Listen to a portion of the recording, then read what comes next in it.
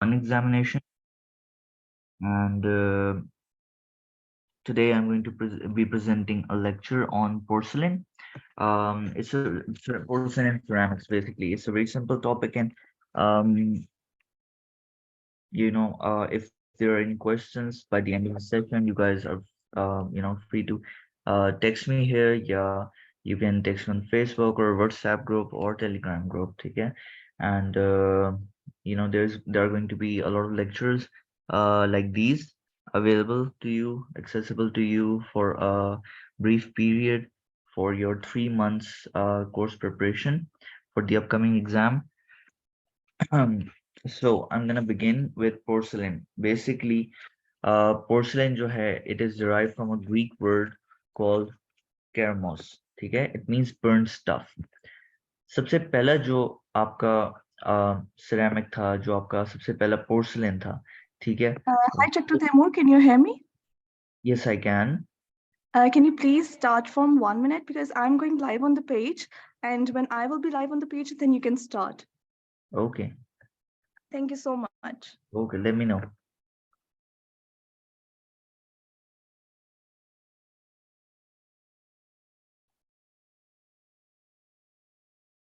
Sir, we are live now. You can start. Thank you. Okay. So, where was I? Okay, so the first ceramics जो initially पहले इस्तेमाल होते थे, they were called kaolin. ठीक है, उनका main component जो होता था कंपोजिशन में, वो केओलिन होता था. ये बहुत ज्यादा ओपेक और बहुत ब्रिटल, वीक, पोरस मटेरियल होता था. तो व्हाट डेंटल पर्पस के लिए it was not at all suitable. तो उसमें क्या हुआ कि उन्होंने सिलिका और फेल्डस्पार डाल के देखा कि okay, let's see what happens. Turned out they obtained a byproduct that was very hard. It had like good strength, not hard, sorry, it was strong, and it had good translucency that was matching the color of the teeth. तो उसको उन्होंने क्या किया कि porcelain कहला दिया. ठीक है, अब डेंटिस्ट्री में पोर्सलिन बहुत abundantly यूज होता है from crowns, bridges, and a lot of stuff. जो आपकी पोर्सलिन है, it is basically classified into on the basis of temperature. उसमें एक हाई फ्यूजन होता है, एक medium, low and ultra low. इसमें क्लासिफिकेशन में सिर्फ आपको टेम्परेचर की रेंजेस याद करने की जरूरत है. बहुत स्ट्रेट फॉरवर्ड है, easy to remember, and that is it. ये आपका एमसीक्यू पूछा जा चुका है, it has been asked in the past papers. Now the composition. आपकी डेकोरेटिव पोर्सलिन जो होती है, उसमें जैसा मैंने बताया था इनिशियली, जो आपकी सबसे पहली पोर्सलिन थी, ठीक है, उसमें आपका केओलिन जो क्ले थी वो ज्यादा उसकी क्वांटिटी थी. ठीक है, सिलिका की और फेल्डस्पार की उसमें कम होती थी. ठीक है, but with the passage of time improvement जब आती गई और हाई फ्यूजन, लो फ्यूजन टेम्परेचर डिस्कवर हुए और उस पर पोर्सलिन उन्होंने इस्तेमाल की डेंटल पर्पसेस के लिए, तो उसमें उन्होंने सिलिका और फेल्डस्पार की जो कंसंट्रेशन थी वो इंक्रीज कर दी. ठीक है, और जो लो फ्यूजन टेम्परेचर वाले जो आपके पोर्सन है, उसमें ग्लासेस की भी कंपोजिशन थी. ये इतना इम्पोर्टेंट नहीं है, जस्ट एन ओवरव्यू के okay these are the components. अब मेन जो कंपोजिशन के आते हैं ना, वो सारे ये हैं और इनके फंक्शंस क्या हैं. This is what is something जो कि आपने याद करने हैं फ्रॉम एमसीक्यू परस्पेक्टिव. इसमें सबसे पहले जो है कंपोनेंट्स आपने एक माइंड में रखना है. कुछ होते हैं जो कि लो फ्यूजिंग कंपोनेंट्स होते हैं, कुछ होते हैं जो हाई फ्यूजिंग कंपोनेंट्स होते हैं. ठीक है, यानी वो कंपोनेंट जो हाई टेम्परेचर पे फ्यूज होंगे, कुछ होंगे जो लो टेम्परेचर पे होंगे, उनका मेल्टिंग पॉइंट जल्दी अचीव हो जाएगा. इसमें सबसे नंबर 1 पे फेल्डस्पार आता है. ठीक है, इट इज इसको हम कोयलिन केओलिन से कंपेयर करेंगे. ठीक है, फेल्डस्पार जो है it is low fusion, kaolin जो है हाई फ्यूजन. फेल्डस्पार जो है बेसिकली उसका क्या पर्पस है, इट इम्पार्ट्स ट्रांसल्यूसेंसी. ठीक है, as on the other hand जो केओलिन है वो ओपेसिटी देता है. ठीक है, जो आपका मेन ग्लास फॉर्मर है ना, वो फेल्डस्पार है. केओलिन जो है it primarily it acts as a binder. ठीक है, ये जो कंपोनेंट्स है उनको आपस में बाइंड करता है. ठीक है, जो फेल्डस्पार है उसका दूसरा टर्म क्या है, फ्लक्स. ठीक है, फ्लक्सेस क्या होते हैं, basically it helps with vitrification. यानी आपका क्या करता है कि ये जो आपका पोर्सलिन होता है, उसकी ओवरऑल जो मेल्टिंग पॉइंट होता है उसे डिक्रीज करता है. इसकी वजह से वो एक ग्लास कंसिस्टेंसी एक अचीव कर लेता है, उसे विट्रिफिकेशन कहते हैं. ठीक है, जो आपकी क्ले होती है, क्योलिन जो होती है, वो विट्रिफाई हो जाती है. फिर इसके बाद आपका आता है क्वार्ट्स. ठीक है, क्वार्ट्स आपको पता है क्या है, it is a form of sand, ठीक है। इन्वेस्टमेंट मटेरियल्स में भी you gonna read up on quartz, ठीक है। इसमें जो फिलर होते हैं वो बेसिकली क्वार्ट्स ऐड करते हैं। अब फिलर जहां भी ऐड होंगे, B it porcelain, B it composite or any sort of material that is used in dentistry or in even आप कंस्ट्रक्शन वाली साइड से जाएं, जो filler particles they always impart strength, ठीक है, और हार्डनेस भी प्रोवाइड करते हैं ड्यूरिंग फायरिंग। ये जब आप फिलर्स डालोगे और फायर करोगे एट हाई टेम्परेचर, आपको स्ट्रेंथ और हार्डनेस अचीव होगी, ठीक हो गया। इसके बाद आपका आता है एल्यूमिना। एल्यूमिना जो होता है it is a glass farmer and flux, ठीक है। इसके भी रोल क्या है, आपने सिर्फ इनमें प्रॉपर्टीज याद करनी है, ठीक है। एल्यूमिना क्या करेगा, स्ट्रेंथ एंड ओपेसिटी, ठीक है। जिस तरह क्योलिन ने ओपेसिटी दिया था उसी तरह एल्यूमिना भी दे रहा है। It increase the viscosity of the porcelain as well, ठीक है। अब इसमें जो है आपकी शुगर स्टार्च है, it also acts as a binder as, जिस तरह क्योलिन कर रहा था वो भी बाइंडर था, शुगर स्टार्च भी बाइंडर है। जो पिगमेंट ओपेसिफायर ग्लेजेस है ना, ये बेसिकली आपकी एस्थेटिक्स के लिए हैं, ठीक है। जो पिगमेंट्स होंगे, colour shade, eg oxide of chromium, cobalt, nickel जो हैं ये आप इस्तेमाल करोगे, ठीक है। अब इसमें एमसीक्यू पूछा जा सके कि मैंगनीज है वो बेसिकली कौन सा कलर इंपार्ट करता है, ठीक है। It's a lavender colour. फिर इस तरह ओपेसिफायर्स हैं, ओपेसिफायर्स में कौन से आप यूज करोगे, ठीक है। रेड आपका oxides of titanium and tin, ठीक है, जो ओपेसिटी देगा आपके मटेरियल को। यहाँ गलत लिखा हुआ है, रेडियो ओपेक नहीं होगा, it's just the aesthetic opacity, ठीक है, जो आपका मास्क करेगा। फॉर एग्जाम्पल पीएफएम क्राउन्स में आपके मेटल जो है उसको मास्क करेगा, ठीक है। ओपेसिफायर्स यूज होंगे। फिर इस बार ग्लेजेस एंड स्टेन्स होते हैं, ठीक है, ये आपकी कैरेक्टराइजेशन के लिए होता है। ग्लेज करते हैं उससे आपकी हार्डनेस भी इंप्रूव होती है, एब्रेजन रेजिस्टेंस भी इंप्रूव होती है, काफी सारे इसके बेनिफिट्स होते हैं, आगे हम पढ़ेंगे इसका। ओके, सो पोर्सलेन जो है बेसिकली जिस प्रोसेस से बनती है उसे फ्रिटिंग कहते हैं। इसकी 3 स्टेजेस होती हैं। सबसे पहला कॉम्पैक्शन, फायरिंग, फिर कूलिंग, ठीक है। कॉम्पैक्शन में क्या करते हैं, सबसे पहले एक ना डाई लेते हैं, टूथ है फॉर एग्जांपल, आप क्राउन बना रहे हो, उसका आपने डाई लिया, उस पर आपने क्या किया कि प्लेटिनम की एक फॉइल शीट चढ़ा दी, ठीक है।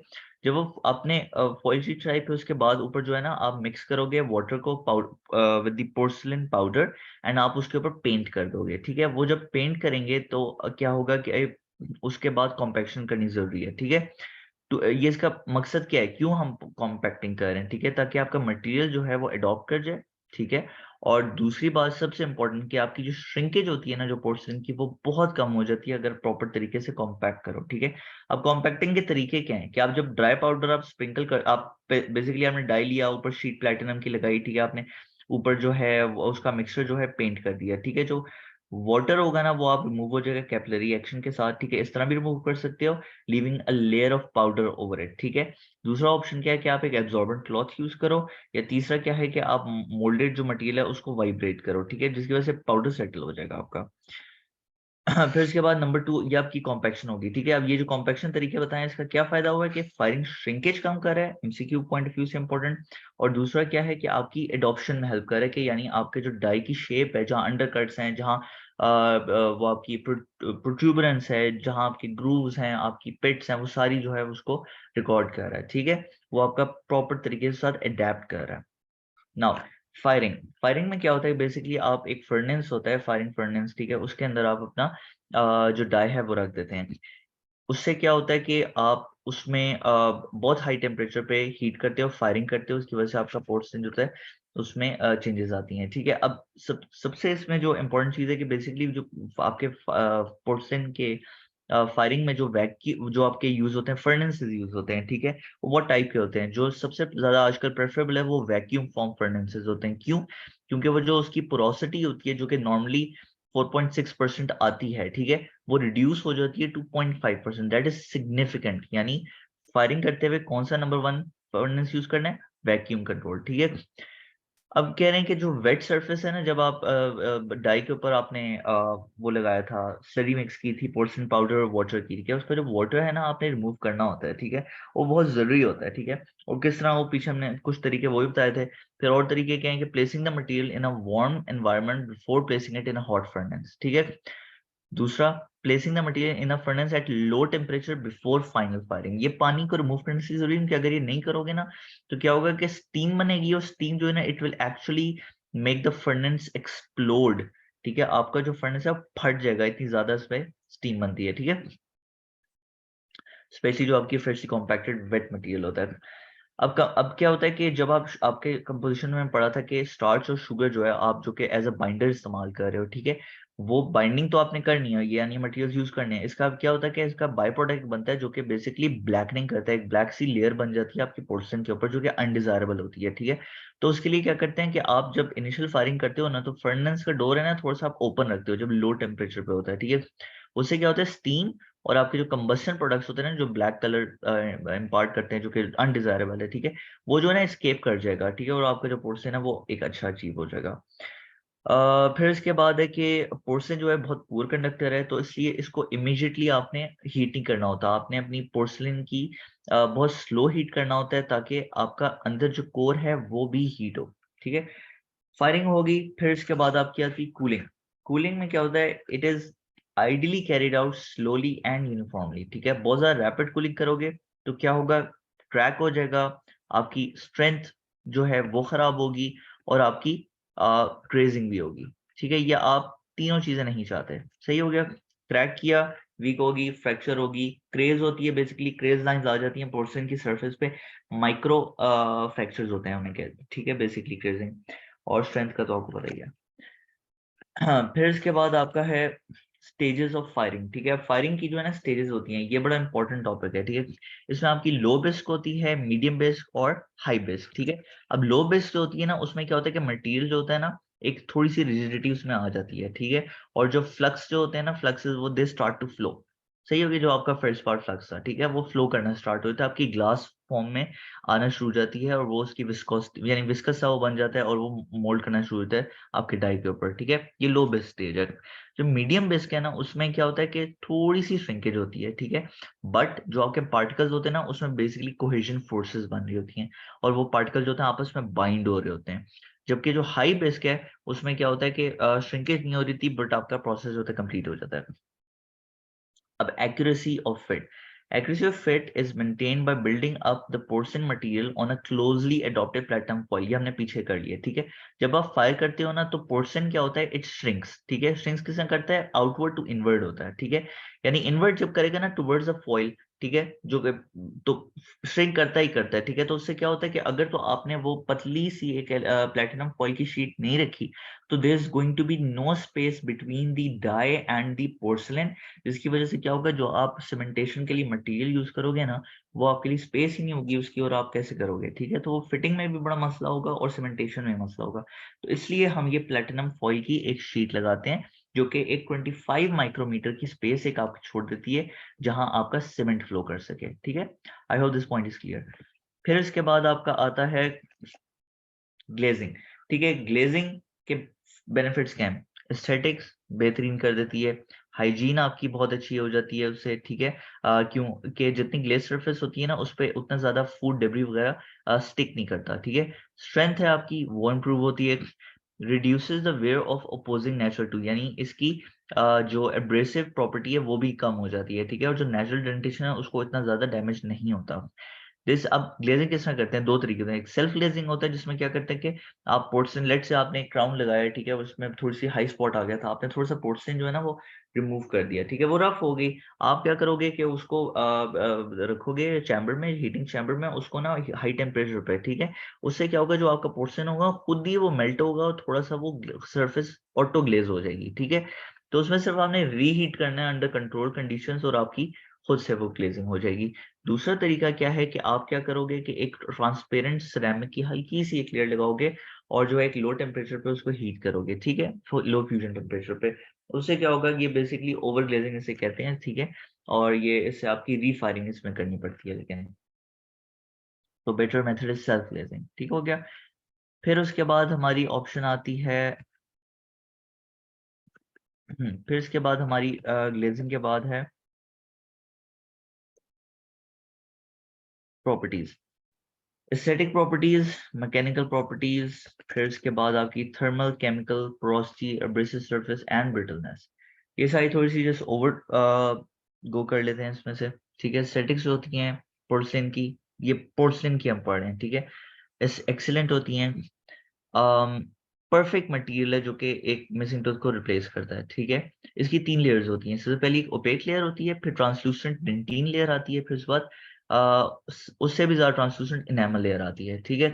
फिर मैकेनिकल प्रॉपर्टीज, ब्रिटल है बट वेरी रिजिड, ठीक है। स्ट्रेंथ जो होती है ना वो सारी डिपेंडेंट है कि सरफेस कितनी स्मूथ है। अगर तो रेगुलरिटीज होंगी तो, या वॉइड्स पोरोसिटीज होंगी, डिफेक्ट यानी सरफेस डिफेक्ट्स होंगे, तो इसकी जो स्ट्रेंथ बहुत कम हो जाएगी। Why? Because it is brittle in nature, ठीक है। वो जो हमने इनिशियल आप लोग पढ़ोगे physical properties of the dental material, उसमें भी ये चीजें बड़ी क्लियरली एक्सप्लेन हुई हैं। फिर उसके बाद आपके आते हैं cracks, which almost always originate from the inner side, जो हमने पढ़ा है, ठीक है। इनर साइड होती है अनग्लेज फिटिंग सरफेस की वजह से होती है, ठीक है। और वो प्रोपेगेट करती है बाहर की साइड पे और टुवर्ड्स द एक्सपोज सरफेस। अब ये जो आपका पोर्शन होता है ना, it also has the ability to go static fatigue, ठीक है, जो कि time dependent decrease in strength होती है। यानी आप एक पोर्शन है बहुत विद टाइम एक कंटिन्यूस एक लोड लगाए जा रहे हैं, स्टैटिक फटीग आ रहा है, ठीक है, बहुत अरसे से, तो उसमें in the basically time dependent decrease strength होती है even the absence of applied load, ठीक है। एब्सेंस नहीं होगा, एक स्टैटिक फटीग आ सकता है उसमें। Overall the mechanical properties are poor, ठीक है। तो उसको हम इम्प्रूव करने के लिए बहुत सारे तरीके करते हैं। पीएफएम बना देते हैं, ठीक है, मेटल के ऊपर पोर्शन लगा देते हैं, या आप उसमें एल्यूमिना ऐड कर देते हो, एल्यूमिना शीट्स ऐड कर देते हैं, एल्यूमिना कोर बना देते हैं, या सिंटर्ड एल्यूमिना यूज कर लेते हो। वो भी हम आगे थोड़ा सा ओवरव्यू करेंगे।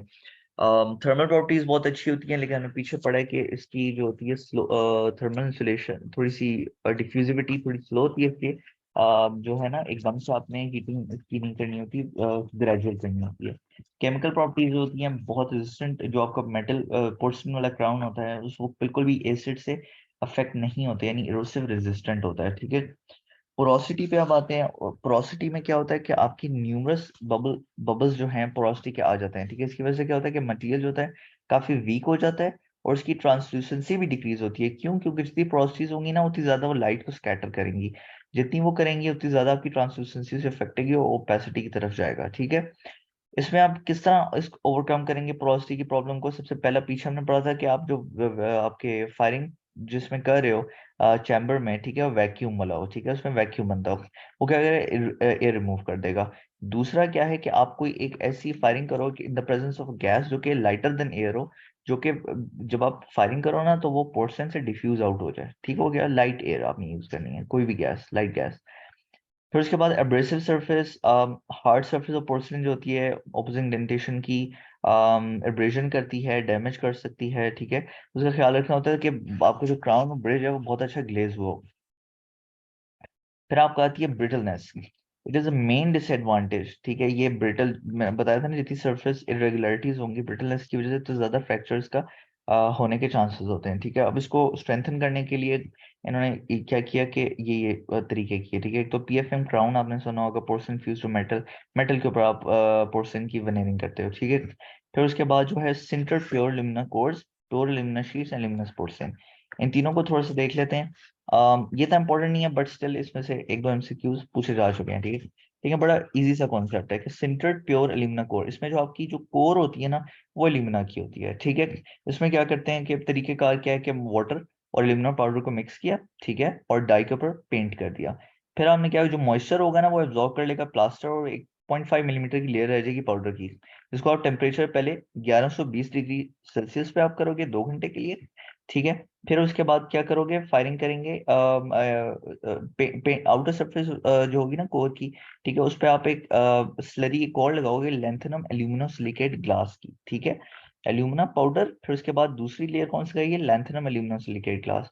उसको जब 1100 डिग्री पे करोगे ना, ठीक है, 4 से 6 घंटे तक, ठीक है, तो आपकी centre pure alumina core achieve हो जाएगी। अब इसमें क्या होता है कि इसमें जो इंपॉर्टेंट चीज है कि glass reduces viscosity, assists infiltration of the alumina in glass, improves the translucency of the ceramics, ठीक है, ये इसके फायदे हैं। फिर इसके बाद जो मैग्नीशियम, अब अगर आप एल्यूमिना ही नहीं यूज करना चाहे तो उसका आप ऑल्टरनेट क्या करोगे कि आप मैग्नीशियम एल्यूमिनेट भी यूज कर सकते हैं, ठीक है। ये इसका तो उसमें क्या क्या तरीका एक बताया कि कैसे करना है, ठीक है। इसके फायदे बताए हैं कि क्या क्या होंगे। फिर इसके बाद बताया कि इसका ऑल्टरनेट क्या है, मैग्नीशियम एल्यूमिनेट। फिर इसके बाद आती है आपकी प्योर एल्यूमिना शीट। इसमें क्या होता है कि इसमें जिस तरह थी ना एल्यूमिना, पूरी कोर जो थी एल्यूमिना की थी, इसमें सिर्फ जो पैलेटल सरफेस है ना, सिर्फ उस पे एल्यूमिना की शीट एक लगाते हैं। इसकी वजह से क्या होगा, स्ट्रेंथ अचीव हो जाएगी, लेकिन जो है ना ट्रांसलूसेंसी मेंटेन रहेगी, एस्थेटिक्स अच्छी रहेंगी, ठीक है। क्योंकि आपकी जो कोर थी ना, वो उसका मसला ये है कि स्ट्रेंथ तो बहुत अच्छी आएगी, ठीक है। आप मल्टी यूनिट ब्रिज में, क्राउन में भी लगा सकते हो, बहुत अच्छी फ्लेक्सुरल स्ट्रेंथ है, बट इसकी एस्थेटिक्स बहुत शदीद पुअर होंगी, ठीक है। तो एल्यूमिना, प्योर एल्यूमिना शीट है जो कि सिर्फ पैलेटल सरफेस पे लगाते हैं, उसका फायदा ये है कि इसमें आपकी एस्थेटिक्स जो है वो मेंटेन रहेंगी, बट आपकी स्ट्रेंथ इंप्रूव हो जाएगी। फिर उसके बाद एल्यूमिनस पोर्सिलिन आ जाती है कि एल्यूमिनस पाउडर जो होता है पोर्सिलिन में ऐड करते हैं, ठीक है। और वो बेसिकली क्या करता है कि एक एज अ क्रैक स्टॉपर, उसकी ब्रिटलनेस कम करता है, ठीक है। These two materials are compatible to each other in thermal and mechanical properties। और फ्लेक्सुरल स्ट्रेंथ जो है ना आपकी 110 मेगापास्कल कर देते हैं फ्रॉम 80, यानी सिग्निफिकेंट इंप्रूवमेंट है। लेकिन फिर भी ये इतनी ज्यादा नहीं है कि आप ये पोस्टीरियर दांतों में इस्तेमाल करो। आगे कर सकते हो इंटीरियर में, ठीक है, लेकिन पोस्टीरियर में नहीं कर सकते। अब इसमें बेसिकली ये पीएफएम के ऊपर है कि पीएफएम जो पोर्शन फ्यूज टू मेटल्स जो आपके क्राउन्स होते हैं, उसमें कौन कौन सी बॉन्डिंग्स होती हैं, ठीक है। फिजिकल बॉन्डिंग नहीं होती, बट मैकेनिकल केमिकल होती है, ठीक है। मैकेनिकल में आपका जो सरफेस को एच कर देते हो किस तरह, सैंड ब्लास्टिंग के थ्रू, ठीक है। रफ करते हैं तो उसकी ज्यादा अच्छी इन्फिल्ट्रेशन होती है आपकी पोर्सलिन की, ठीक है। जो केमिकल बॉन्डिंग है उसमें क्या होता है कि आप पोर्सलिन के साथ ऑक्साइड्स मिक्स कर देते हो, ठीक है। तो क्या होगा, टिन, इंडियम, फेरिक, जिंक, ये सारे जो है ना एलॉयज में ऐड होते हैं, और ये बेसिकली केमिकल बॉन्डिंग में हेल्प करते हैं, ठीक है। निकल लेकिन जो है नहीं यूज करते हम, क्यों? क्योंकि इससे आपकी टार्निश रेजिस्टेंस जो होती है डिक्रीज होती है। टार्निश क्या होती है, बेसिकली लॉस ऑफ लस्टर, ठीक है, यानी चमक जो होती है ना वो, अगर वो ये निकल डालेंगे तो जो लस्टर है वो खत्म हो सकती है बहुत जल्दी। फिर इसके बाद ये बस एक दो एमसीक्यूज हैं जो कि आपसे पूछे जा चुके हैं कि मीका डाइकॉर जो है बेसिकली क्या होता है। It is basically constable glass है, मतलब आपने मेटल का सुना होगा कि वो कास्टेबल होता है, राइट। मीका डाइकॉर एक ऐसा एक ग्लास है जो कि आप कास्ट कर सकते हो, ठीक है, and is compose of crystalline mica particles.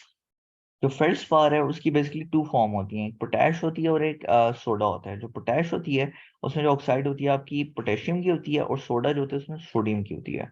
तो ये बस ये विजय प्रताप के एक दो एमसीक्यूज हैं, मैंने जस्ट एंड में ऐड किए हुए हैं, ठीक है, क्योंकि ये आपके जो बुक है उसमें इंक्लूडेड नहीं थी, तो उसमें मैंने जो एमसीक्यू जो एक्स्ट्रा थे वो भी मैं इसमें मिसलेनियस में कभी बार लिख देता हूँ।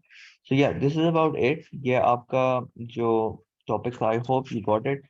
And if you have any questions, you please feel free to ask me in this group, in this chat, or WhatsApp पे भी कर सकते हैं। और भी आपको information चाहिए regarding our course, feel free to ask. Okay, Jazakallah. Khuda Hafiz everyone.